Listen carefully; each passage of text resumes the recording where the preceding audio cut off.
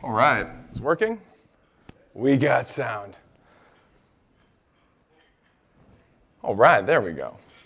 I just want to start off by apologizing for the incident that happened yesterday morning. Anyone near the room 211 around 8 a.m. knows what happened.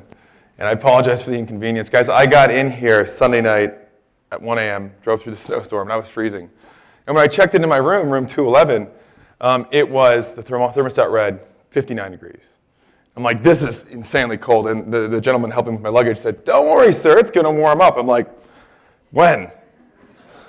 1 hour. I'm like, oh, goodness. He goes, but in the meantime, there's a fire burning stove right there. You can make a fire. I'm like, ain't nobody got time for that. I'm cold and tired. So I put a robe on over my clothes. I put my toque on, literally wearing a big sweater, then the robe, and I went to bed. When I woke up in the morning, I woke up around 7 or 8, and I was seeing my breath in the room. The thermostat had now dropped to right around 50. It was, and I'm sitting there, and I'm like, I call the front desk, I'm like, are you guys trying to kill me? And they said, sir, we are going to get someone there as soon as we possibly can. I'm like, oh my God. So then I finally go to the fireplace. I'm like, I'm going to build a fire. Build the fire, pull the damp rope, and as the instructions said, go shower. I noticed in the shower it was getting real misty in there. Real misty. And then I started smelling, like, wow, that fire smells great. But then I realized the mist was just a little too misty, and I realized it was smoke. Opened the shower door, and in the two main living areas, it was so thick, it was tough to even see the couch. And at that moment, the super fire alarm, not the little one, the super big one starts going off. Then people start calling, people start running in, and then they realized that both my furnace was broken and the damper on the fireplace was broken, which allowed the whole room to open smoke. So anyways, the fire alarm near 211 did go off for an hour and a half yesterday. And it did bother everyone around. So I'm sorry. Won't happen again. And the first thing I thought about when I ran out of the shower, guys, was first of all, I'm like, wow, I'm burning down Stein Eriksen as we speak. And the second thought that came to mind was, John Whitfield is going to kill me. And that was it. So we'll kick into it. I am Jason Warnock, SVP of Innovation at Lifecycle Marketing, and it has been 2 long years since I've been up here speaking. And if I'm up here speaking, that means I've finished something being a product or a solution. And when I finish things, my company feels it's in our best interest and in the interest of my personal health if I go out from my development lab, which I love. In the development lab, it gets no sunlight. There's no social interaction in there. A lot of Coke cans, smells of must. They want me to leave that environment and go show the world what I've done. I'm like, yeah, it could be pretty cool. Maybe I should do that. It's great. So over the last 10 years, innovation, I've worked on some cool stuff, building enterprise-grade transmission systems, deliverability systems, competitive intelligence systems, but never anything like this. Never anything to do with content. I've never done anything with content before. So today was a big day. So let's dive into it today by looking at the problem. By a show of hands, how many people out there have been involved in the content creation process in some way, shape, or form? Oh, thank goodness, guys. If no one put up their hand, I'm like, you're lying to me. I would hope so. So my question for the majority of the room is, why is it so damn difficult? And I mean that creating content is not easy today. I've been coding for over a decade. What is that? That's not a picture. That is an interactive website. It travels through the internet and arrives on devices of all shapes and sizes. It's an email template. There's a lot going on there. How do we create this today? We create it through coding. That doozy that I just showed you guys right there is about 1,000 lines of code. I'm a skilled coder. I couldn't knock that out in an hour. I couldn't even knock that out in 2 hours. Maybe a day, maybe 2 days. For someone with intermediate experience, maybe a couple days. It wasn't easy to do. And that's just the desktop version. How do I make it look good on all those things? Mobile devices and tablets. You need that today. Everyone's using those. You need more coding. You need responsive code. And depending on how complex you want to make your responsive coding, your coding effort could increase 10% to 100% depending on how far you want to go with the responsive design. But it's 2017, and subscribers don't want the generic statement anymore. You can't send the same thing to 2 different subscribers who like 2 different things. So how do we ensure this new content we're coding has 2 different hero options? Hero option A, in this example, is going to go for the runners. People who like running are going to see that option. But people who like baseball are going to see that option. How do we enable that in a template today in the creation process? I think you know where I'm going with this. You need more code. There's 3 coding boxes now. And that's just for dramatic effect. But it does increase your effort significantly. You have to code that content block out, then go back in your 1,500-line code stack and find that specific TR or TD tag, and then insert your content block code in there and hope it doesn't break everything else in that whole process. It's not easy. And now that we get our content block code created, what if I want to say, hey, Jason, instead of hey, or hello, or hey, stranger? What if I want to say, hey, Jason, how do I do that?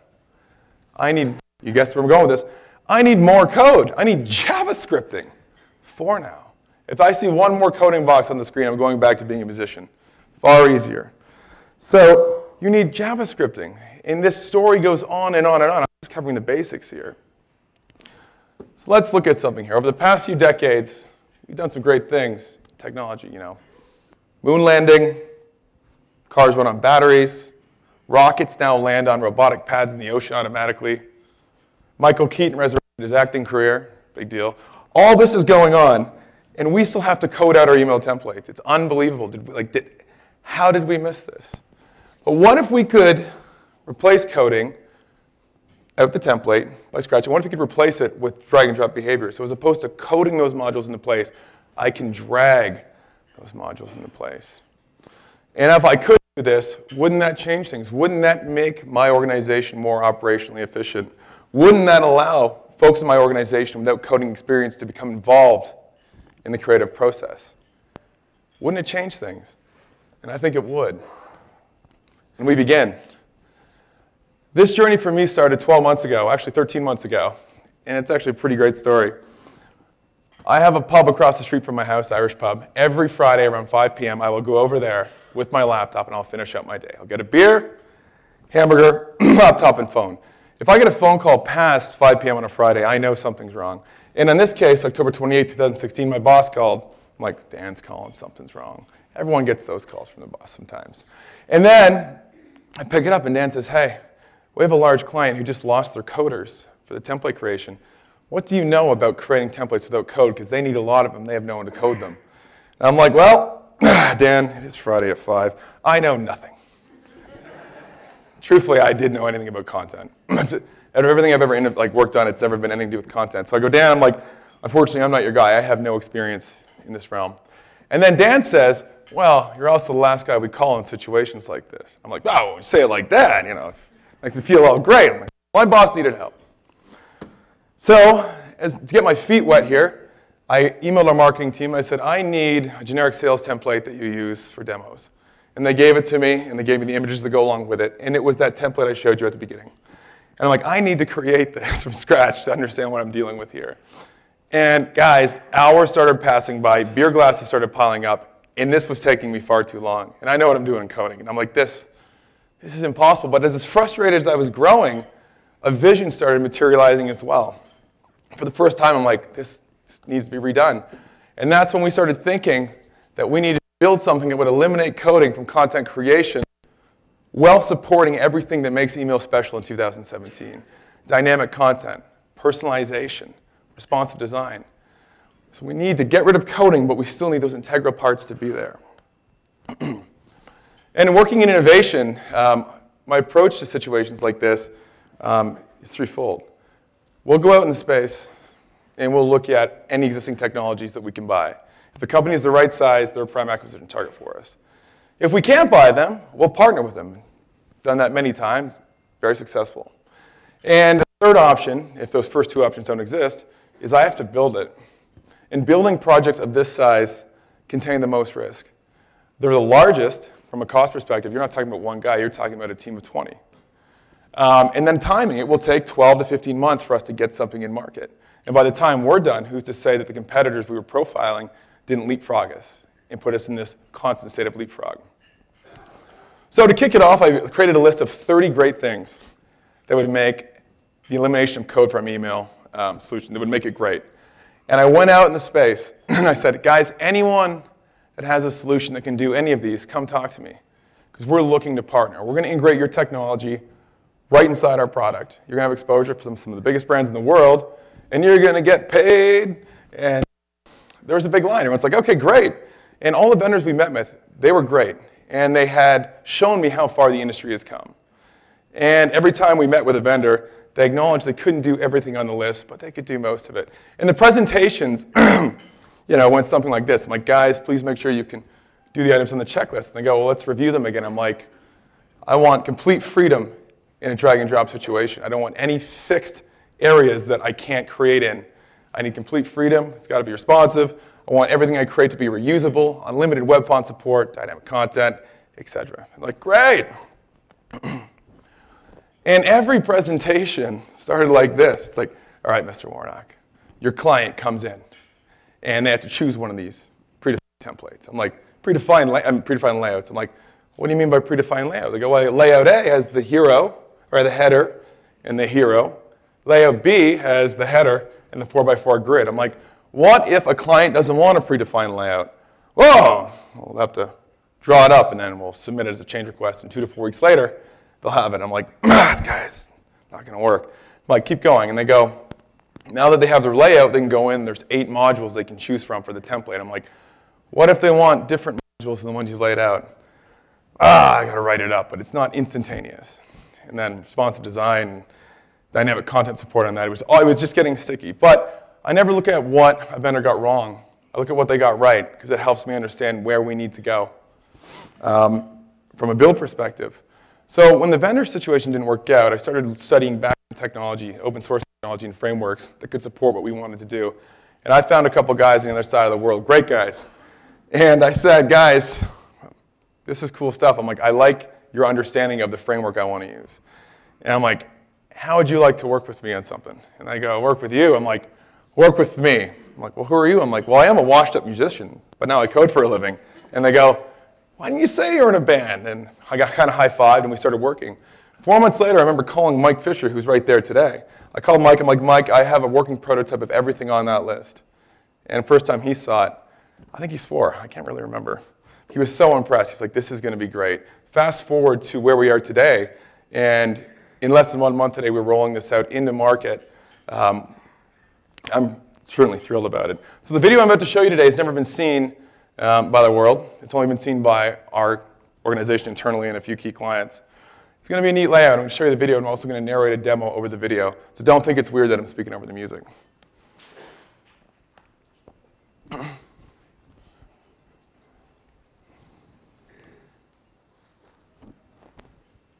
No music.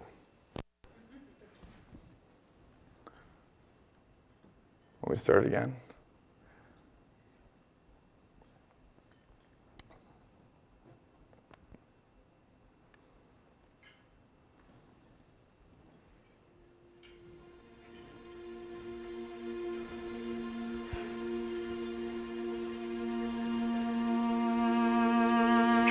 One small step for man, one giant leap for mankind.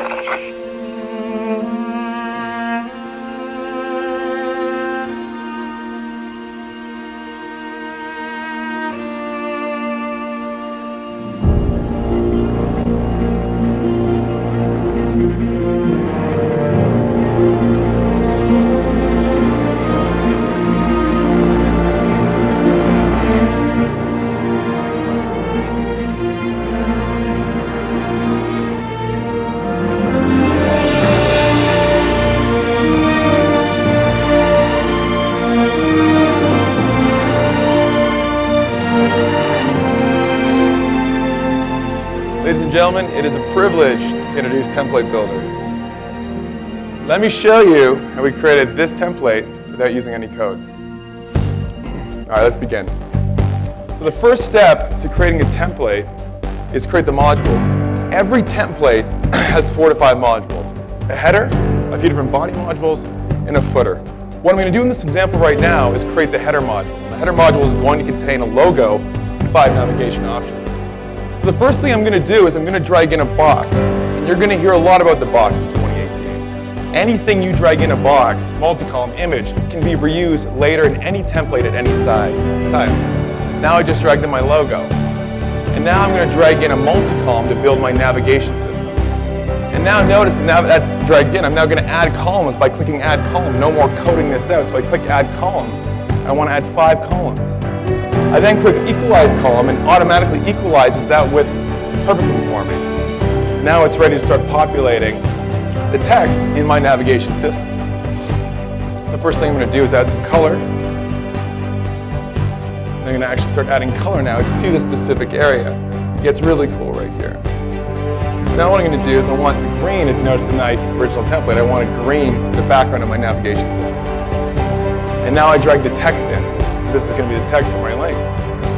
And what's cool about this, guys, is that when you actually do actions, you don't have to redo it all 5 times. I just click duplicate on that box, and you can see it's creating now that box for me, and allows me just to drag that in place. So now, that's starting to look like a header. I double-click the image I dragged in, and it opens up my CMS. From there, I can actually select my logo. There's my logo, but it's too big. I don't want to take this back to Photoshop. I can automatically resize this image right within the product. I can keep it in here without going to Photoshop.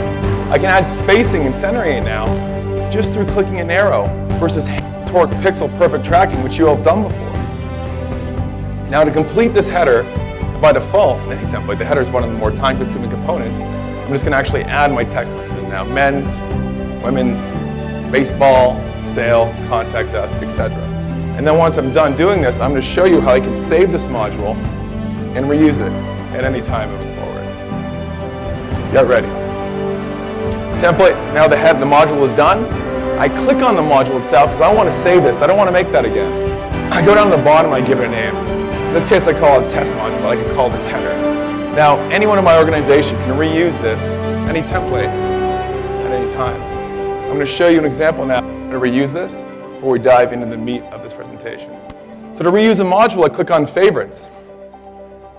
I hovered over it. You drag it in, and it loads my module library. You can see my header is in there. I can select the header, drop it in, and that's how easy it is to create once and reuse over and over again without any code. Now I'm going to show you the great part of how easy it is to create a module. And a module typically takes 10 to 15 minutes to create, and I've done many.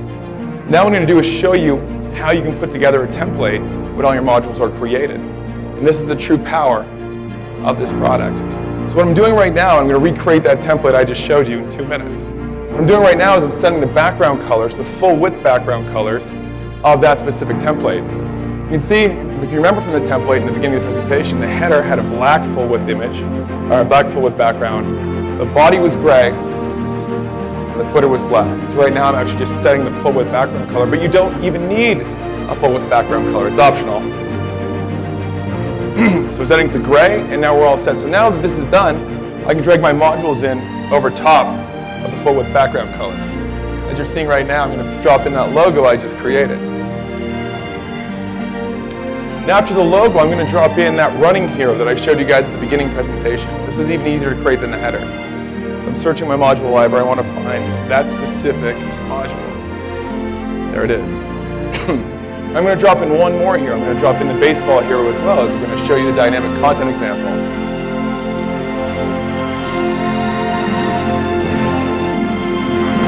Perfect. Now that's starting to look like the template I showed you at the beginning of the presentation. You haven't seen me code anything yet. And last, I'm going to finish this template off by dropping it in the footer. And you saw template assembly now. 1 minute, 40 seconds. We had that together. Now that you have it there, you're probably wondering, is this thing responsive? Is Warnock just fluffing you guys here? So next, we're going to do, guys, is we're going to test out the responsive design of what we just dragged in. Remember, with Template Builder, you're designing in a desktop view. So I click on the eyeball with the preview button inside the template, and this will show me how this looks on all my devices. Desktop looks great. Click on mobile, looks perfect. Then I click on tablet, and we get the final view. So you can see everything I dragged in, perfectly responsive on all devices.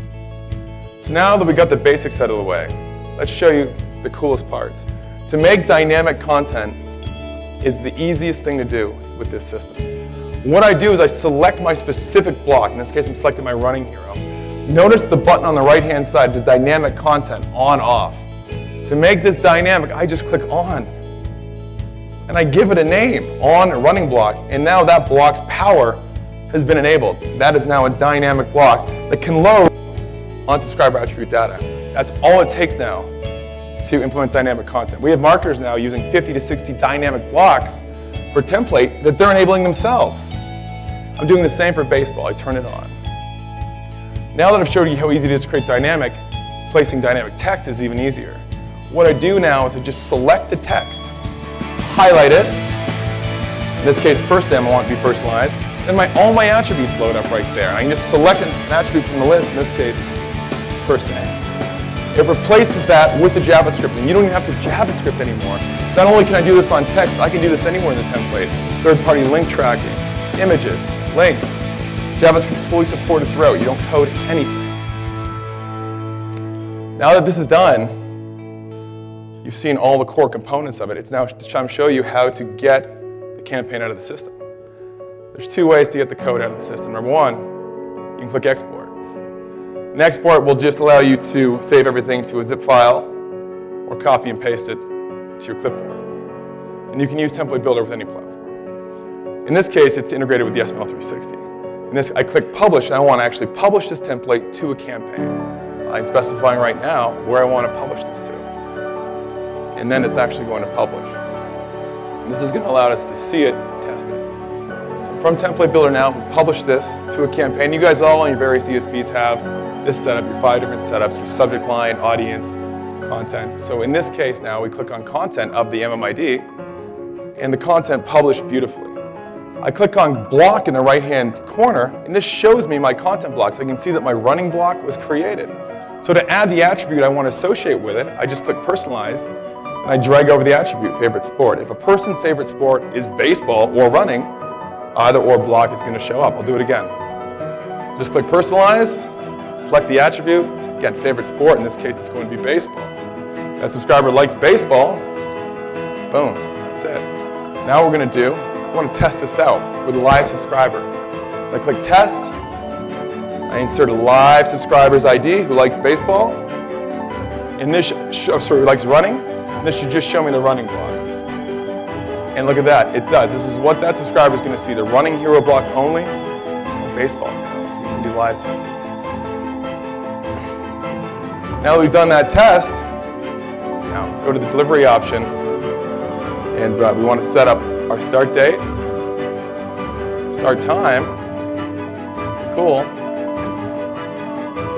and we want to deploy it. Very cool. And that, ladies and gentlemen, is Template Builder.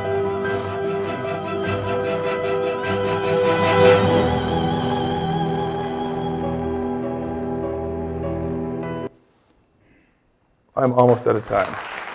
Not done yet, though, but thank you so much.